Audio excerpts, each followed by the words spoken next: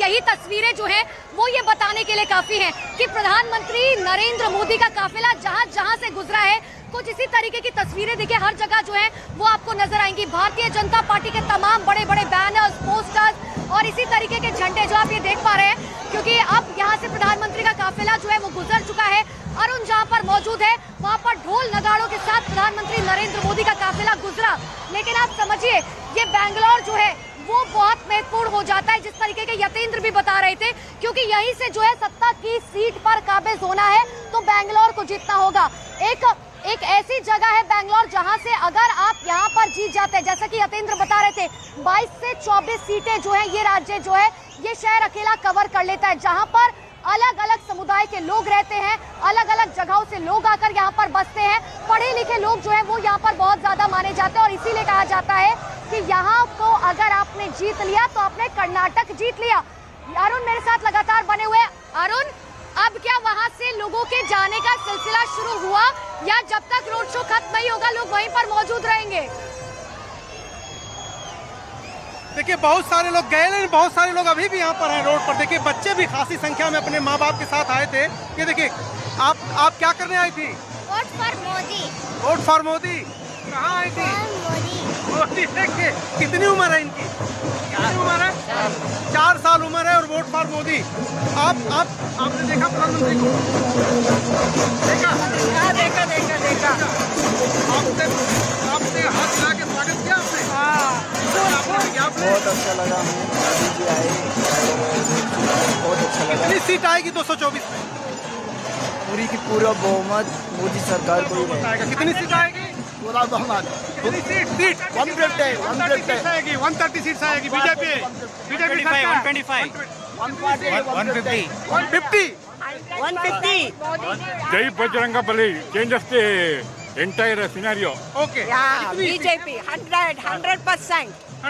More than 150. Whatever BJP has done, all very good development work here, and this is Bangalore South. Tejasvi Surya is doing very well, and he is becoming a BJYM president. So he is doing a wonderful job. We want to keep it up. And 150 seat 150 according to plus, you. 150 आपके plus, मुताबिक कितना 150 plus, आपके मुताबिक 130. आपके मुताबिक कितना seat? 100%. सरकार कितनी सीट? 140 आता है.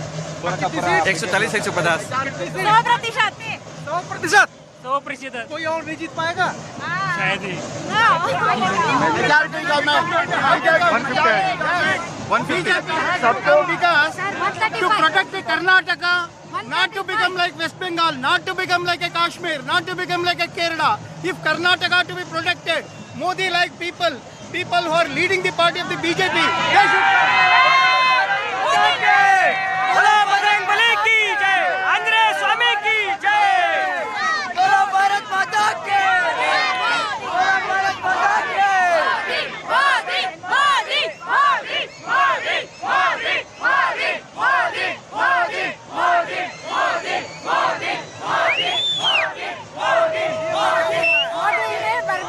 अरुण, ऐसा लग रहा है कि बेंगलोर की जनता ने अपना मैंडेट सुना दिया है कि देखिए इस बार भारतीय जनता पार्टी जो है वो 150 के पार जा रही है। हालांकि खुद प्रधानमंत्री नरेंद्र मोदी जो है वो मन से सीधे तौर पर कहते हुए नजर आ रहे हैं कि हम जो है 150 के पार इस बार सीटें जीतने वाली है। लेकिन कांग्रेस और जेडीएस का क्या होगा?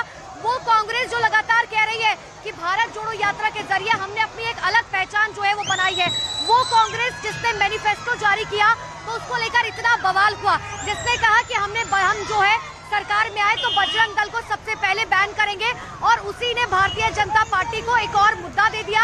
और अब बात बजरंग बली की हो रही है, वो जेडीएस जो कहीं फिलहाल तो नजर नहीं आ रही है, लेकिन हमेशा हमने देखा है कि किंग मेकर की भूमिका में चुनाव के आखिरी समय में वो नजर आ जाती है। लेकिन अरुण, अगर आप तक आवाज पहुंच पा रही है, अगर हम महाराष्ट्र की सीमा से लगे हुए उस मुंबई कर्नाटक की बात करें जो कित्तूर कर्नाटक के तौर पर जाना जाता है, जो लिंगायत समुदाय का गढ़ माना जाता है, लेकिन वो लिंगायत समुदाय जो भारतीय जनता पार्टी का एक कोर वोटर बैंक है, वो लिंगायत समुदाय जो येदियुरप्पा का वोट बैंक माना जाता है, क्या लगता है कि कित्तूर कर्नाटक में जो कांग्रेस और जेडीएस है वो थोड़ी सी भी सेंध लगा पाएगी?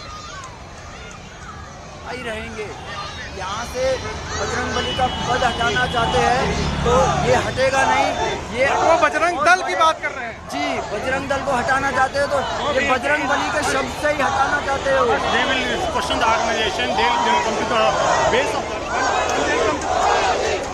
ठीक है अरुण मेरा सवाल शायद आप तक नहीं पहुंच पा रहे। मैं समझ रही हूँ जनता की भावनाएं जो है वो किस तरीके से उमड़ रही है, क्योंकि आज उन्होंने अपने प्रधानमंत्री को देखा है, वो प्रधानमंत्री जिसे शायद वो टीवी पर देखा करते थे, वो प्रधानमंत्री जिसके लिए सिर्फ देश में नहीं विदेशों में भी जिनकी तारीफ की जाती है। आज जब वो जनता के बीच में पहुंचे तो जाहिर सी बात है वो एक्साइटमेंट नजर आ रही है। यतेंद्र मेरे साथ लगातार मौजूद है।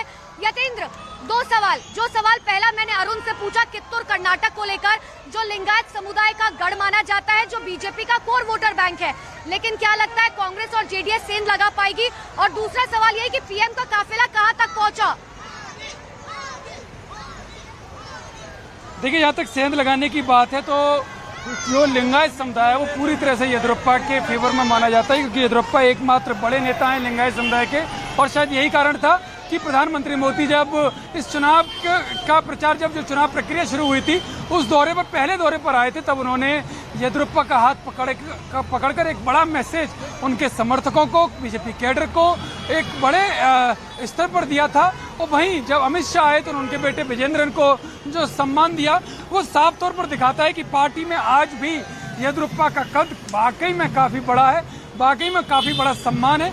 भले चाहे वो मुख्यमंत्री पद पर नहीं रहे, जो पार्टी की नीतियाँ उन्होंने उसको फॉलो किया और पार्टी के पॉलिसी के तहत उन्होंने इस कैडर को आगे ले जाने का काम किया। जहाँ तक सेंध लगाने की कोशिश जरूर कांग्रेस और जेडीएस करती हुई दिखाई दे रही है। जो मैनिफेस्टो है उसमें उन्होंने जो वादे किए हैं, जो लुभावनी घोषणा पत्र में जो लुभावनी वादे किए हैं, वो कहीं ना कहीं उस मतदाता को लुभाने की कोशिश करते हुए नजर आते हैं। लेकिन जो सर्वे रिपोर्ट है उस सर्वे रिपोर्ट की माने तो आज भी लिंगायत येदियुरप्पा के पीछे, बीजेपी के पीछे मजबूती के साथ डटा हुआ है। हालांकि ये सब जो आकलन है वो कितने सटीक साबित होते हैं जब वो 10 मई को जब वोट पड़ेगा और 13 मई को जब खुलेगा तब उसमें पूरी तस्वीर क्लियर हो जाएगी। लेकिन अभी तक तो माना यही जा रहा है कि येदियुरप्पा जब तक फेवर में रहेंगे, लिंगायत समुदाय उनके साथ रहेगा, उनके बेटे विजेंद्रन को भी सम्मान देने का काम बीजेपी ने किया है। तो ऐसे में कोई नाराजगी वाली बात फिलहाल लिंगायत समुदाय में नहीं दिखाई देती। अनुपमा जी। यतेंद्र, मैं यही आपको सवाल पूछ रही थी कि देखिए एक तरफ पीएम जो है भव्य रोड शो कर रहे हैं। मैं आपको एक चुनाव प्रचार की और तस्वीर दिखाती हूँ। यहाँ से दरअसल कांग्रेस का ये प्रचार का जो वैन जो हमने देखा है कई बार गली मोहल्लों में इस तरीके से दिखाई देता है, वो एक तस्वीर और यहाँ पर दिखाई दे रही है। यानी कि जगह जगह जो है चुनाव प्रचार तो पूरी तरीके से जारी है, क्योंकि परसों जो है चुनाव प्रचार थम जाएगा। यतेंद्र, लेकिन ये बताइए कि आखिर पीएम का काफिला कहां तक पहुंचा और अभी कितना रोड शो बाकी है? देखिए, पीएम का रोड शो करीब 26.5 किलोमीटर का रोड शो है पूरा टोटल। और अभी जो स्थिति है वो करीबन 6 से 7 किलोमीटर का अभी भी रोड शो बचा हुआ है। 12:30 बजे का आधिकारिक टाइम था, लेकिन माना जा रहा है कि 12:30 बजे से 1 बजे तक ये रोड शो खिंच सकता है, क्योंकि पहले जो बीजेपी की प्लानिंग थी इसको बड़ा रोड शो करने की थी, 38 किलोमीटर का रोड शो प्लान किया गया था। लेकिन मौसम का अलर्ट था कि आज के दिन भारी बारिश बेंगलुरु में हो सकती है। इसको ध्यान में रखते हुए इस रोड शो को छोटा किया गया। 26.5 किलोमीटर का ये रोड शो रखा गया और करीब माना जा रहा है कि 18 से 20 किलोमीटर का रोड शो अब तक ये पूरा हो चुका है। और अब से कुछ देर में, यानी कि आधे से 1 घंटे के अंदर ये रोड शो पूरा कंप्लीट हो जाएगा और उसके बाद प्रधानमंत्री अगली पब्लिक मीटिंग के लिए बेंगलुरु से निकल जाएंगे। लेकिन फिर कल एक बार फिर से रोड शो शुरू होगा और कल भी रोड शो करीब 6 किलोमीटर होगा। अनुपमा, मैं आपको बता दूं, कल का भी जो रोड शो है वो पहले 10 किलोमीटर का बड़ा रोड शो होना था, लेकिन क्योंकि नीट का एग्जाम है और प्रधानमंत्री नहीं चाहते कि उनकी वजह से स्टूडेंट्स को किसी भी तरह की परेशानी हो, क्योंकि परेशानी की बात मैं आपको बता दूं, आज भी ऐसी तस्वीरें देखने को मिली कि प्रधानमंत्री का जो मैसेज था, पीएमओ की तरफ से मैसेज था कि किसी भी जो व्यक्ति जो बीमार है, जो एम्बुलेंस में है या कोई भी इमरजेंसी है, उसमें किसी को परेशान न किया जाए, प्रोटोकॉल को तोड़ दिया जाए। और वो तस्वीरें दिखाई दी, प्रोटोकॉल को तोड़कर एम्बुलेंस को निकाला गया। एक नहीं, कई एम्बुलेंस को निकाला गया जो बीच बीच में आती रही। अधिकारी ऊपर से मैसेज पीएमओ की तरफ से उन लोगों को साफ मैसेज था कि कोई भी पेशेंट को किसी भी तरह की परेशानी का सामना ना हो। इसी वजह से कल जो दूसरे रोड शो की मैं बात कर रहा हूँ वो भी यही इसी वजह से छोटा किया गया है कि जो नीट का एग्ज़ाम है कल बेंगलुरु में, उसमें स्टूडेंट्स को परेशानी ना हो, इस वजह से वो रोड शो छोटा रखा गया है। कल भी सुबह 10 बजे से 11:30 बजे तक का रोड शो रहेगा, जो पहली बार नहीं है ये जो प्रधानमंत्री का जो नेचर है, जो प्रधानमंत्री का प्रोटोकॉल है। प्रधानमंत्री की हमने कई बार तस्वीर देखी है कि प्रधानमंत्री का काफिला गुजर रहा है, एम्बुलेंस पास से गुजरती है, पीएम अपना काफिले की स्पीड धीरे करवाते हैं कि पहले एम्बुलेंस गुजरेगी ताकि अगर जो जरूरतमंद है उसे निकाला जा सके। प्रधानमंत्री का काफिला उसके बाद गुजरेगा, जबकि प्रोटोकॉल कुछ और कहता है, लेकिन पीएम इसको नहीं मानते। पीएम सबसे पहले ये कहते हैं कि जरूरतमंद है तो उसकी जरूरत पूरी होनी चाहिए, और यही वजह है कि आज हमने भी देखा कि यहाँ से एम्बुलेंस गुजर रही थी तो पीएम का काफिला आने वाला था, लेकिन उसको फॉलो नहीं किया गया। पहले एम्बुलेंस निकाली गई और उसके बाद प्रधानमंत्री का काफिला आगे बढ़ा। अरुण के पास एक बार फिर से लिए चलती हूँ। अरुण, वहाँ से भीड़ हटी, कई घर या वहीं पर मौजूद है अभी? हाँ दीदी।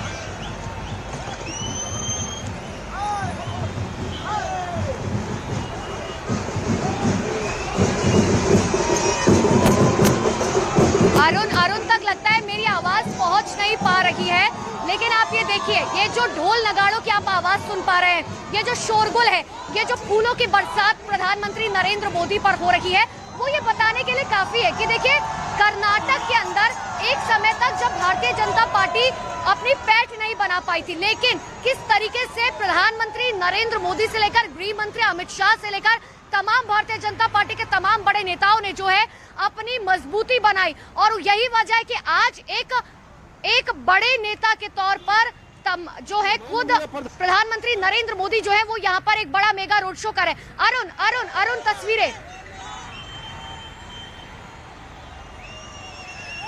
देखिए, प्रधानमंत्री नरेंद्र मोदी का रोड शो यहाँ पे खत्म हो गया है और ट्रैफिक का संचालन देखिए अब सामान्य हो गया है, और यही इच्छा भी थी प्रधानमंत्री की कि जब वो रोड शो खत्म करें तो जहाँ से वो होके जा रहे हैं वहाँ के लोग अपने यहाँ पहुँचने के लिए आसानी से पहुँच सकें, बैरिकेडिंग खत्म कर दी जाए। तो यहाँ का फिलहाल जो नज़ारा है वो ये है कि यहाँ पर रोड शो खत्म हो गया है और लोग अब अपने घरों को जा चुके हैं, ट्रैफिक भी सामान्य हो गया है। कुछ देर में ही प्रधानमंत्री का रोड शो खत्म होने वाला, क्योंकि जहाँ मैं था वहाँ से उनको निकले 10 से 15 किलोमीटर 15 मिनट हो गया और 10 ही किलोमीटर से भी कम की दूरी बची थी, इसलिए ऐसा लगता है कि थोड़ी देर में ही रोड शो खत्म हो जाएगा। अरुण आपके पीछे मुझे अभी भी बहुत ज्यादा शोरगुल जो है वो सुनाई दे रहा है। ऐसा लग रहा है कि वहां से जनता जो है वो अभी भी हटी नहीं है, वहां पे अभी भी ऐसा लग रहा है कि मैं लौट रही हूँ अरुण आपके पास, लेकिन देखिए ये जो शोरगुल है ये प्रधानमंत्री नरेंद्र मोदी के काफिले की सीधी तस्वीर हम सबसे पहले आपको न्यूज़ 18 इंडिया पर लगातार दिखा रहे हैं। ये मेगा कवरेज, इस मेगा रोड शो की ये बताने के लिए काफी है कि आखिर पीएम नरेंद्र मोदी का ये जो मेगा रोड शो है वो कर्नाटक के लिए कितना महत्वपूर्ण है, वो कर्नाटक की जनता के लिए महत्वपूर्ण है, क्योंकि प्रधानमंत्री नरेंद्र मोदी को जो बैंड करने का काम किया जा रहा है, श्री राम जहाँ रहेंगे वहाँ हनुमान रहेंगे, और बजरंगबली जन जन और कन कन में विराजमान है।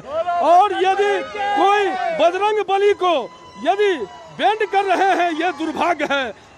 कोई भी असहाय हो जाते हैं, वहाँ पर बजरंगबली का नाम लेकर जो है हर एक कार्य पूरा हो जाता है, शक्ति मिलता है, समृद्धि मिलता है, संस्कार मिलता है बजरंगबली से। जय श्री राम। ये आपने बजरंगबली का मुखौटा पहन रखा है, ऐसा क्या हो गया कि सब बजरंगबली बन गए? हाँ सर, क्योंकि हम लोग के लिए अच्छा लग रहा है सर, मोदी सर आ रहे हैं इसलिए उसके लिए हम लगाए सर। लेकिन वो कांग्रेस ने बोला बजरंग दल को बैन, वो अजहर बोलेगा सर, वो बात हम लोग नहीं लेगा सर। तो देखिए ये दरअसल आप उस शख्स को सुन रहे थे जो प्रधानमंत्री नरेंद्र मोदी के इस मेगा रोड शो में बजरंगबली के हुलिये में पहुंचे थे। अब सबसे पहले जनता के लिए समझना जरूरी है कि बजरंगबली का जिक्र क्यों किया जा रहा है। तो देखिए कांग्रेस की तरफ से मैनिफेस्टो जारी किया गया जिसमें ये कहा गया कि बजरंग दल को बैन किया जाएगा अगर हमारी सरकार बनती है, वो बजरंग दल जिसका फंडिंग पीएफआई से होता है। और बस उसके बाद क्या था, भारतीय जनता पार्टी की तमाम रैलियों में खुद प्रधानमंत्री नरेंद्र मोदी ने जिक्र कर दिया कि पहले श्री राम को आपने बंद किया और अब आप चाहते हैं कि बजरंगबली को भी ताले के पीछे बंद कर दे। गृह मंत्री अमित शाह से लेकर रक्षा मंत्री राजनाथ सिंह और खुद सीएम योगी आदित्यनाथ जो है वो लगातार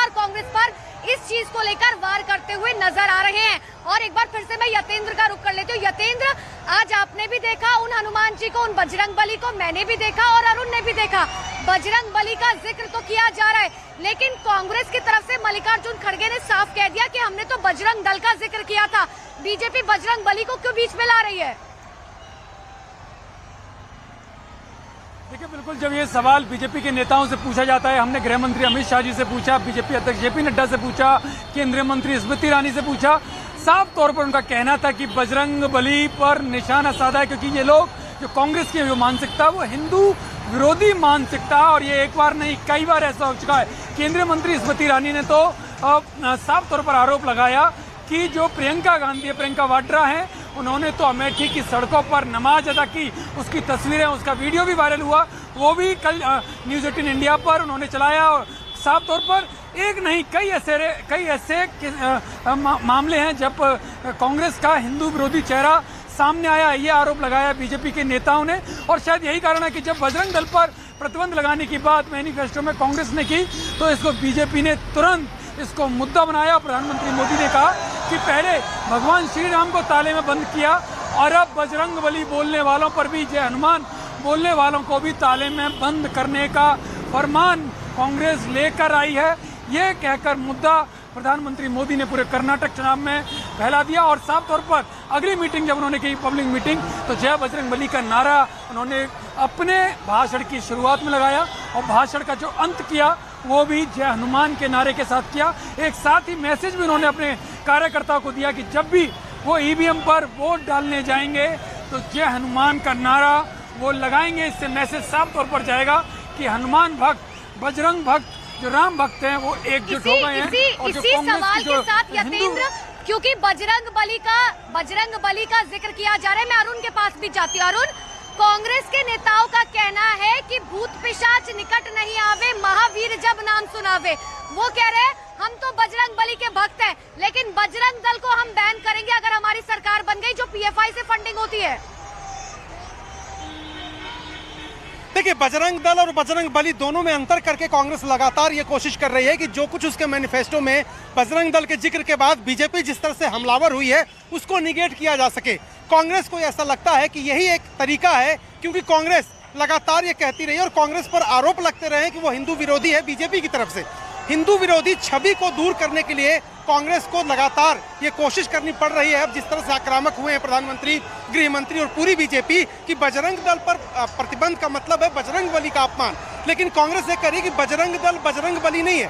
बजरंग बली आराध्य देव हैं हमारे भी और सभी हिंदुस्तानियों के, लेकिन बजरंग दल जो है उस पर आरोप यह है कि उसने कई जगहों पर हिंसा की है, तोड़फोड़ की है, समाज में नफरत और घृणा फैलाती है। तो कांग्रेस अपनी इस बात पर कायम है कि पीएफआई हो या बजरंग दल हो, दोनों जो समाज में हिंसा फैलाते हैं या नफरत घृणा का वातावरण बनाते हैं उन पर प्रतिबंध हम लगाएंगे, उस पर विचार करेंगे। लेकिन बजरंग बली को बजरंग दल से जोड़ने के खिलाफ है कांग्रेस और कांग्रेस नेता। तो आजकल अपनी पॉकेट में बजरंग बली यानी हनुमान चालीसा का एक छोटा सा गुटखा भी रखते हैं और पवन खेड़ा ने प्रेस कॉन्फ्रेंस में भी दिखाया कि बजरंग बली सबके आराध्य, और आरोप भी लगाया कि कर्नाटक में बजरंग बली के मंदिर तोड़े हैं येदियुरप्पा की सरकार ने। तो कांग्रेस कोशिश ये कर रही है कि जो बजरंग बली और बजरंग दल को दोनों को सामने रख करके बीजेपी जिस तरह से उसको क्षति पहुंचाने या डैमेज या पोल प्रॉस्पेक्ट्स जो उसके थे या जो उसकी बढ़त एक तरह से कांग्रेस का मानना की थी उसको खत्म करने और बीजेपी की लहर लाने के लिए इस्तेमाल किया जा रहा है। कांग्रेस का मानना है कि उसको खत्म करने का तरीका एक ही है। बिल्कुल ये बात सही है कि अब ये देखने वाली बात होगी कि इसका इफेक्ट जो है चुनावों पर कितना पड़ता है। और यही तस्वीर हम लगातार आपको दिखा रहे हैं न्यूज़ 18 इंडिया पर। प्रधानमंत्री नरेंद्र मोदी का ये भव्य रोड शो, जहां पर फूलों की बरसात पीएम पर की जा रही है।